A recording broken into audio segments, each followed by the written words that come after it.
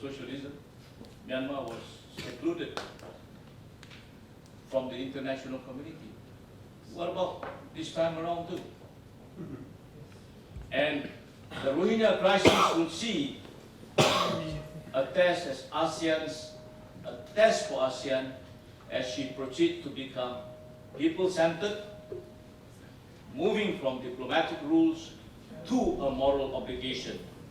It will be a test of ASEAN's credibility, integrity, and cohesiveness as a regional organization. With so much of fanfare over the last couple of months, where ASEAN has labeled itself as being people-centered, making ASEAN more caring, more focused on the lives of the people in the region. This is the fanfare. But what happens when you have a member who only signs on the dotted line, but in practicality does not observe, does not confirm to the commitments that has been made? Sorry, but I think we have to wrap up. It is also a challenge to ASEAN's charter, which seeks to enhance regional resilience by promoting greater political security, economic, social, cultural cooperation amongst member states. It is also a challenge to the region, especially ASEAN, as it propels itself towards being identified as an ASEAN community and promoting human rights and fundamental freedom. Anyway, thank God, as I mentioned earlier, that Malaysia and Indonesia had relented to an earlier decision not to shoot, but to shoo them off to sea. I think the action by Malaysia and Indonesia is a reflection of what is missing in Myanmar today, is to find Sanskrit words that I learned from the Buddhist monks that I interact. Metta Karuna. It's a display of Metta Karuna on Indonesia and Malaysia who are faced with this problem and who has been given the task to find a solution.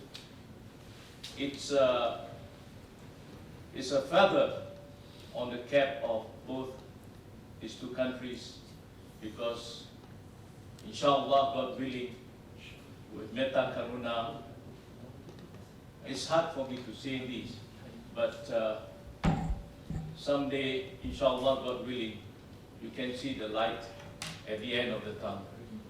There's another way that I believe that,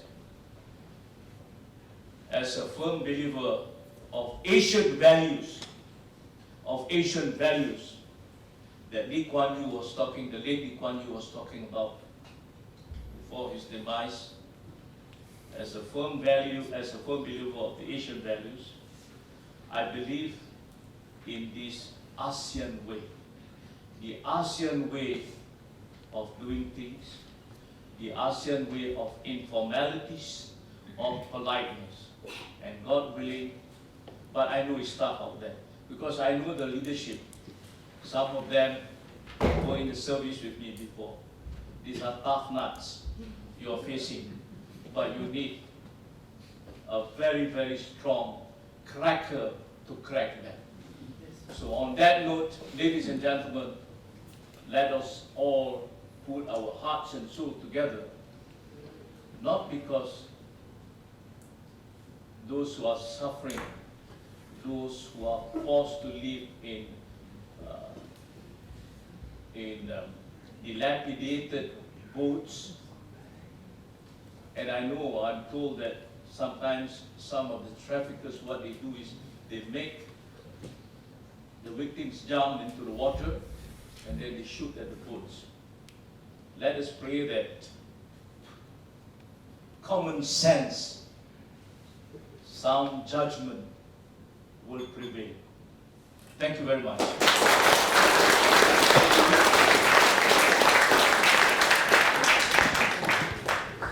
Thank you so much for putting this in a regional perspective, focusing on ASEAN and the challenges and opportunities we are facing.